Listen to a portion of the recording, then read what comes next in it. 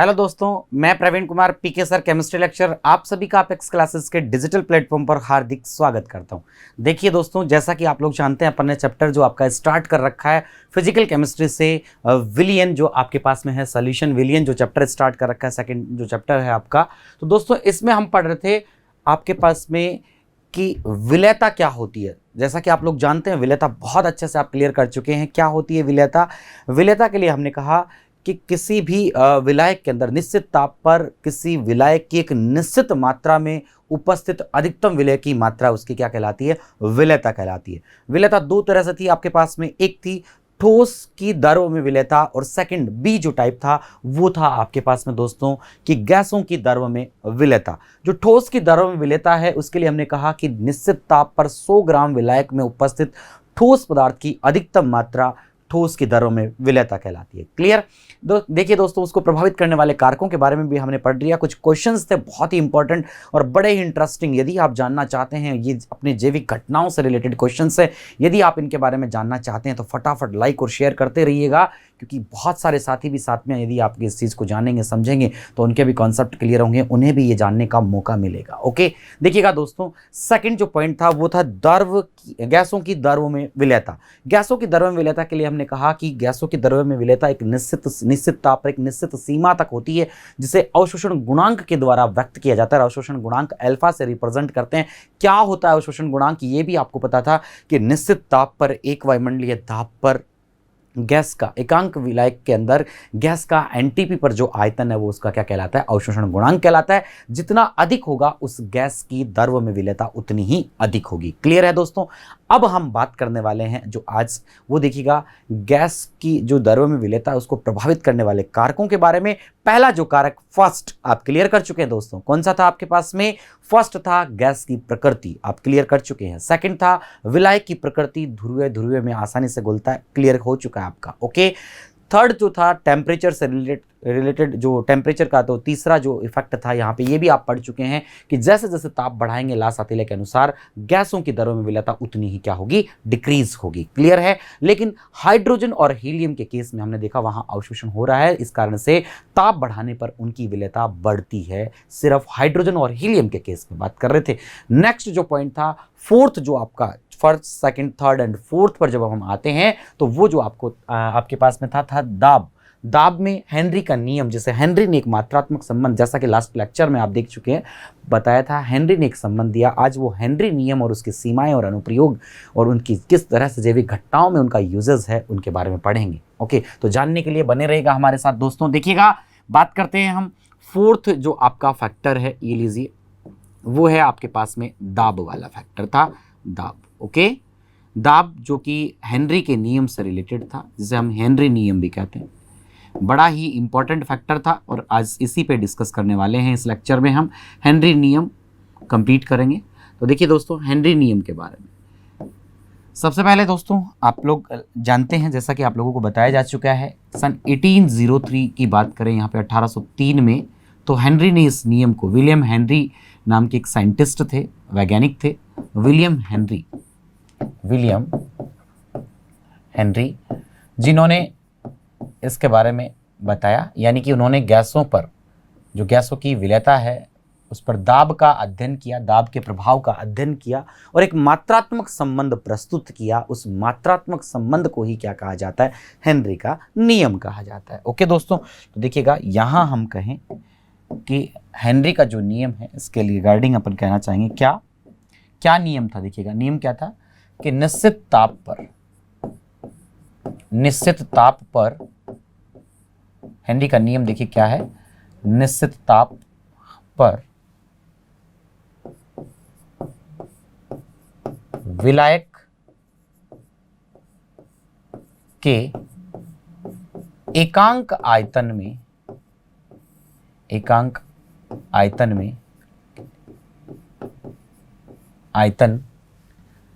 निश्चित ताप पर विलायक के एकांक आयतन में घुली हुई गैस की मात्रा, घुली हुई गैस की मात्रा,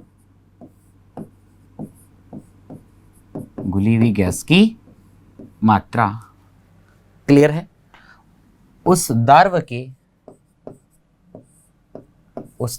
के साम्य अवस्था, उस द्रव्य के साम्य अवस्था में लगाए गए दाब के समानुपाती होती है। ये हेनरी का नियम था, दाब के क्या होती है, समानुपाती होती है। ओके माय डियर फ्रेंड्स, देखिएगा ये था आपके पास में क्या, हेनरी लॉ, कि निश्चित ताप पर विलायक के एकांक आयतन में घुली हुई गैस की मात्रा, या विलायक के निश्चित आयतन में घुली हुई गैस की मात्रा उस द्रव्य के साम्य अवस्था में लगाए गए दाब के क्या होती है, समानुपाती होती है। क्लियर? दैट मीन्स यहां हम कहेंगे दोस्तों, क्या लीजिएगा कि आपके पास हो जाएगा m समानुपाती p, m समानुपाती क्या हो जाएगा, p। ये आपके पास में आ गया m समानुपाती p, जो अपन हेनरी से, तो देखिए दोस्तों ये आपके पास में क्या हो जाएगा, m समानुपाती p से m जो है यहाँ पे m इक्वल्स टू आपके पास आ जाएगा kh इंटू p। ओके, अब देखिए दोस्तों ये जो आपके पास में यहाँ पे अपन बात करें, जो आपने मात्रात्मक एक संबंध जो है देखा है, इसे हेनरी ने प्रस्तुत किया और इसी को ही हेनरी नियम कहा जाता है कि kh इंटू p। अब देखिए यहाँ पर मैं बात करूँ दोस्तों आपसे कि इसमें आपके पास में जो यहाँ पे m है, बात करें किसके केस में, m के केस में, बात करें हम kh के केस में, और बात करेंगे हम यहाँ पे p के रिगार्डिंग। क्लियर? तो तीनों ही केसेस में देखिएगा दोस्तों, यहाँ पे तीनों ही केसेस में आप क्या कहेंगे, लीजिएगा। सबसे फर्स्ट m जो है ये आपके पास है गैस की मात्रा। m क्या है, गैस की मात्रा, घुली हुई गैस की मात्रा है, घुली हुई गैस की मात्रा। जो आपके पास यहाँ पे p है, ये है दाब है, और जो kh है, k और h जो है यहाँ पे kh जो है वो हेनरी स्थिरांक है, हेनरी नियतांक या स्थिरांक है, हेनरी कांस्टेंट। ओके दोस्तों, ये आपके पास में हेनरी का लॉ था। क्या था कि निश्चित ताप पर विलायक के एकांक आयतन में घुली हुई गैस की मात्रा उस द्रव्य के साम्य अवस्था में लगाए गए दाब के क्या होती है, समानुपाती होती है, m समानुपाती p, m equals to kh into आपके पास में आ गया दोस्तों p। तो m equal to kh into p, m gas की मात्रा को रिप्रेजेंट कर रहा है, p दाब को रिप्रेजेंट कर रहा है, kh जो है वो हेनरी स्थिरांक को रिप्रेजेंट कर रहा है। क्लियर हो गया? गुड। अब देखिए दोस्तों हम बात करते हैं यहाँ पे, देखिएगा ये जो आपके पास में है इसको हम इस तरह से भी समझ सकते हैं, एक देखिएगा अदर वे में कैसे, ये भी एक इम्पॉर्टेंट यहाँ पे बहुत ही इम्पॉर्टेंट यूनिक फैक्टर है जो यहाँ पे है। देखिए क्या है कि गैस की विलेयता जो है, विलयन में जो गैस की विलेयता है उसको अपन वहाँ पे जो गैस की मात्रा जो विलेयता वहाँ पे है उसको मोल अंश मान लिया जाए। मोल अंश आपने पढ़ा है, मोल भिन्न, मोल अंश, मोल प्रभाज। यदि उसको x मान लिया जाए, x जिससे अपन रिप्रेजेंट करते हैं, प्रदर्शित करते हैं मोल भिन्न को, x माने तो क्या होगा, उसका जो आंशिक दाब है वो क्या होगा, मोल भिन्न के क्या होगा, समानुपाती होगा। क्लियर? तो देखिएगा एक हेनरी ने ये भी आगे एक कॉन्सेप्ट दिया, क्या है देखिएगा, यदि क्या था दोस्तों, देखिएगा यदि यहां पे अपन कहेंगे, ये लीजिए, यदि क्लियर, गैस की विलेयता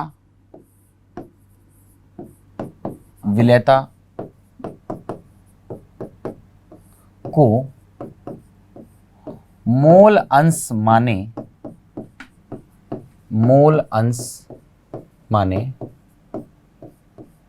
तो हेनरी नियमानुसार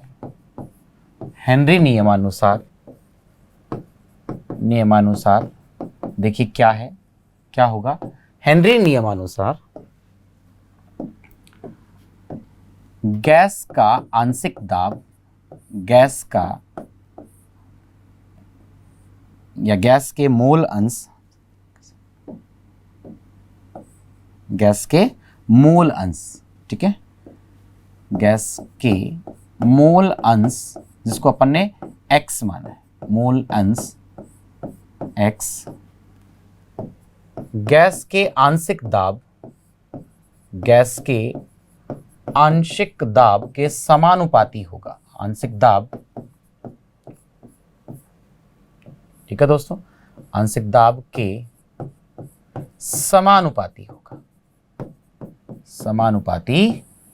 होगा। ओके, ये आपके पास में हेनरी का कॉन्सेप्ट था। ओके, तो देखिएगा इससे क्या मिलेगा अपने को, यहाँ पे क्या होगा, ये आपके पास में आ जाएगा कि x जो है दोस्तों, ध्यान रखना, यहाँ हम कहेंगे क्या है, देखिएगा ये जो है आपके पास में, यानी जो गैस का आंशिक दाब है मोल अंश के समानुपाती है, मोल अंश के क्या है, समानुपाती। तो P समानुपाती, देखिए P समानुपाती हो जाएगा x, क्या हो जाएगा आपके पास में, P समानुपाती क्या हो जाएगा, x। ठीक है, अब देखिए दोस्तों, P समानुपाती x हो गया, इसको अपन इस तरह से मेंशन कर सकते हैं, कैसे कि P इक्वल टू आपके पास आ जाएगा क्या, देखिएगा P इक्वल टू, जैसे P समानुपाती x था तो P इक्वल टू हो जाएगा KH into x.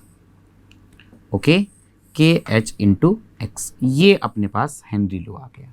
Okay, similarly ये देखिएगा यहाँ पे भी दोस्तों हम यहाँ पे मेंशन कर सकते हैं क्या क्या चीज़ें, P है गैस का आंशिक दाब है, गैस का आंशिक दाब, गैस का आंशिक दाब हो गया।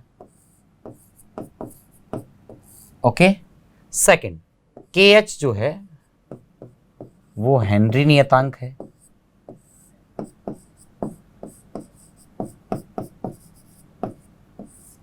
क्लियर, और ये जो आपके पास X है ये गैस के मोल अंश है, गैस के मोल अंश,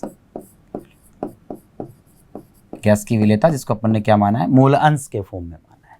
ओके, तो दोस्तों ये आपके पास में आ गए तीनों चीजें, ये आपके पास में देखिएगा, फर्स्ट यहाँ पे अपन ने तीनों को रिप्रेजेंट कर दिया कि आपके पास KH क्या होगा, X क्या है और P क्या है। क्लियर, गैस का आंशिक दाब, यानी कि जब गैस का आंशिक दाब है वो मोल अंश के क्या होता है, समानुपाती होता है। क्लियर, अब देखिए दोस्तों यहाँ पे यदि अपन ग्राफ देखना चाहें, ओके, तो देखिएगा यहाँ पे यदि अपन ग्राफ देखना चाहें दोस्तों, तो देखिए ग्राफ जो है अपने को किस तरह से यहाँ पे ग्राफ मिलेगा, ये अपने को इस तरह का ग्राफ अपने को देखने को मिलेगा दोस्तों। देखिए जैसे आपके पास में यहाँ पे अपन बात करेंगे तो ये जो ग्राफ है अपने को इस तरह से, जो अपने को ग्राफ मिलने वाला है वो ग्राफ देखिएगा किस तरह से मिलेगा अपने को। ये लीजिए अपने पास में ग्राफ आ गया दोस्तों। क्लियर,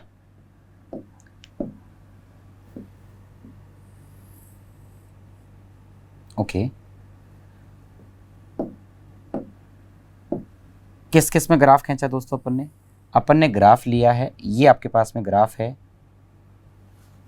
P और आपके पास X में। ओके, तो देखिएगा यहाँ अपन मेंशन कर देंगे कि आपने ग्राफ जो है यहाँ पे ग्राफ लिया है, किस किस में ग्राफ अपन ने देखा है यहाँ पे, ये आपके पास में हो गया मोल अंश, क्योंकि समानुपाती है ना तो बिल्कुल स्ट्रेट लाइन मिलेगी, मोल अंश जो है X में। ओके, और ये जो है इधर अपन ने आंशिक दाब, यहाँ अपन ने गैस का जो आंशिक दाब है इसके अंदर यदि ग्राफ अपन ने देखा है दोस्तों, जिसको अपन ने, तो यहाँ पे ये जो अपन ने ग्राफ देखा है, ये देखिएगा ग्राफ आपको इस तरह से यहाँ पे समानुपाती, बिल्कुल स्ट्रेट ग्राफ आपको यहाँ पे समानुपाती जो है बिंदु पर यहाँ पर ग्राफ आपको देखने को मिलेगा। क्लियर है दोस्तों, तो देखिए आपको समानुपाती जो है वो ग्राफ यहाँ पे मिलता है। क्लियर, ओके, तो इस तरह से देखिएगा आप यदि यहाँ पे आंशिक दाब P और यहाँ X में ग्राफ देखेंगे तो आपको एक स्ट्रेट लाइन मिलेगी बिल्कुल। ओके, क्लियर हो गया, ये था आपके पास में हेनरी का नियम। ओके, अब देखिए दोस्तों इससे भी अपने पास में और क्या इंपॉर्टेंट एक चीज निकल के आती है, देखिएगा अपन ने यहाँ पे देखा है दोस्तों कि आपके पास में है कि P इक्वल्स टू आपके पास है KH इंटू X, राइट। देखिए दोस्तों अगर मैं इससे ये कहना चाहूँ कि KH इक्वल्स टू क्या हो जाएगा, KH इक्वल्स टू आपके पास हो जाएगा P अपॉन में X, राइट। क्लियर, तो देखिएगा ये जो X है यहाँ पे ये गैस की विलेयता, मोल अंश जिसमें अपन ने मान रखा है गैस की विलेयता को रिप्रेजेंट कर रहा है, तो KH जो है विलेयता के क्या आ रहा है, इनवर्सली प्रोपोर्शनल आ रहा है, व्युत्क्रमानुपाती आ रहा है ना दोस्तों। तो देखिएगा यहां भी एक बड़ा ही इंपॉर्टेंट पॉइंट अपने लिए बन जाता है, क्या, यहां देखिएगा हम कहेंगे कि KH, कि आपके पास में KH यानी हेनरी स्थिरांक, हेनरी स्थिरांक, हेनरी स्थिरांक व, ठीक है, x जो आपके पास मोल अंश है, मोल अंश में संबंध यदि आप देखना चाहें तो आपको इस तरह का संबंध देखने को मिलेगा कि KH जो है वो आपके पास में दोस्तों देखिएगा, KH जो आपको नजर आ रहा है यहाँ पे, ये हम कहेंगे KH जो आपको नजर आ रहा है वो क्या है आपके पास में यहाँ पे, x के क्या है, व्युत्क्रमानुपाती है। ओके, तो ये जो आपको रिलेशन यहाँ पे मिला है कि KH व्युत्क्रमानुपाती x। ओके, यानी कि यहाँ पे अपन कहेंगे जैसे जैसे KH की वैल्यू बढ़ेगी वैसे वैसे x की वैल्यू क्या होगी, यहाँ पे विलेयता क्या होगी, कम। तो ये सबसे एक मेन इंपॉर्टेंट पॉइंट अपना बन गया क्या दोस्तों, कि KH यदि आप इंक्रीज कर रहे हैं, KH को आप बढ़ा रहे हैं, KH बढ़ेगा तो जो आपके पास विलेयता, विलेयता जिसको अपन ने क्या मान रखा है यहाँ पे, मोल अंश की फॉर्म में ले रखा है, मोल अंश के रूप में ले रखा है, मोल अंश, ठीक है, मोल अंश के रूप में ले रखा है। तो जो x है अपने पास में ये क्या होगी, डिक्रीज होगी, विलेयता क्या हो जाएगी यहाँ पे, कम हो जाएगी। राइट, क्लियर है दोस्तों। तो ये भी आपके पास में बड़ा ही हेनरी नियम से रिलेटेड एक कॉन्सेप्ट है अपना, कि जैसे जैसे KH की वैल्यू बढ़ाएंगे या KH की वैल्यू अधिक होती है वैसे वैसे उस गैस की विलेयता क्या हो जाती है, विलयन में कम हो जाती है। क्लियर हो गया। तो ये था आपके पास में देखिए आपका हेनरी लॉ। क्या था आपके पास में, हेनरी का नियम। दोस्तों देखिएगा सबसे पहले हमने कहा कि दाब जो आपका फैक्टर है, ये फोर्थ फैक्टर है कि निश्चित ताप पर विलायक के एकांक आयतन में घुली हुई गैस की मात्रा, जिसको अपन ने क्या ले रखा है यहाँ पे, घुली हुई गैस की मात्रा जो है m से रिप्रेजेंट कर रखा है, m, उस द्रव्य द्वारा गैस या उस द्रव्य के साम्य अवस्था में लगाए गए दाब की क्या होती है, समानुपाती होती है। ठीक है, उस द्रव्य के साम्य अवस्था में सतह पर, ठीक है ना, ये कहाँ पे लगेगा फोर्स, कई बच्चे पूछ लेते हैं कि सर ये फोर्स कहाँ लगेगा, तो द्रव्य की सतह पर साम्य अवस्था में, ऐसा भी आप मेंशन कर सकते हैं, द्रव्य के सतह पर, ओके, सतह पर साम्य अवस्था में लगाए गए दाब के क्या होती है, समानुपाती होती है। क्लियर हो गया दोस्तों। ये था आपके पास में, अगर इसको मोल अंश, विलेयता को मोल अंश x मान लिया जाए तो P is directly proportional to x, तो आपके पास इस तरह का आपको ग्राफ देखने को मिलेगा। और छोटा क्वेश्चन ग्राफ भी आ जाता है और मात्रात्मक संबंध ये भी एग्जाम में पूछ लिया जाता है। और इसी के साथ हमने रिलेशन भी देख लिया कि हेनरी स्थिरांक और x में क्या रिलेशन है, ये भी अपन ने देख लिया। ओके, अब बात करते हैं दोस्तों, देखिएगा जो अपना इंपॉर्टेंट पॉइंट है नेक्स्ट, वो है KH के रिगार्डिंग। ठीक है, क्या है पॉइंट अपना इंपॉर्टेंट, कि KH की निर्भरता, KH की निर्भरता, तो KH किस किस पर डिपेंड करेगा, KH की निर्भरता कहाँ कहाँ क्या क्या रहेगी। तो देखिएगा इसके रिगार्डिंग जो फर्स्ट पॉइंट है, KH की निर्भरता के रिगार्डिंग फर्स्ट पॉइंट है, वो अपन कहेंगे, देखिएगा क्या, कि विभिन्न गैसों के लिए, विभिन्न गैसों के लिए, गैसों के लिए KH का मान भी भिन्न भिन्न होता है, KH का मान भी, KH का मान भी भिन्न भिन्न होता है। क्या होता है भाई, भिन्न भिन्न होता है, भिन्न भिन्न होता है। ओके, KH का मान भी क्या रहेगा, भिन्न भिन्न रहता है। ओके, अलग अलग गैसें हैं तो उनके लिए KH की वैल्यू भी क्या होगी, अलग अलग होगी। ओके, क्लियर है। सेकंड पॉइंट देखिएगा, सेकंड पॉइंट क्या कहेंगे हम, सेकंड पॉइंट कहेंगे दोस्तों, ये लीजिएगा बड़ा ही आसान है, कि KH का मान, KH का मान गैस की प्रकृति पर निर्भर करता है, गैस की प्रकृति पर निर्भर करता है, कि किस प्रकार की गैस है उस पर भी निर्भर करता है, प्रकृति पर निर्भर करता है। क्लियर हो गया आपका, ये भी एक इंपॉर्टेंट पॉइंट है। थर्ड जो सबसे main very very important point जो ऊपर अपन बता चुके हैं, वो भी अपन यहाँ पे लिख सकते हैं। क्या, देखिएगा कि जैसे जैसे KH का मान बढ़ता है, कि KH का मान अधिक होने पर, अधिक होने पर, अधिक होने पर गैस की विलेयता कम होती है, गैस की विलेयता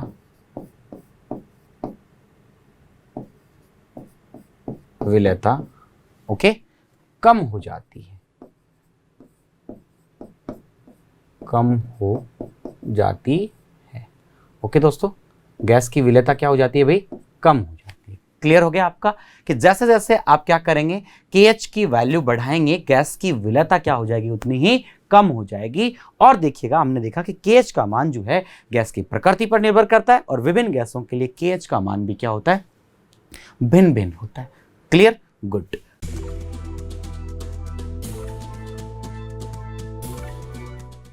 सब्सक्राइब करें हमारा apex classes edutech YouTube channel, साथ ही बेल आइकन को क्लिक करना बिल्कुल ना भूलें ताकि आगे आने वाले सभी यूट्यूब वीडियोस की अपडेटेड नोटिफिकेशंस सबसे पहले आपको मिले। Apex classes edutech, subscribe now.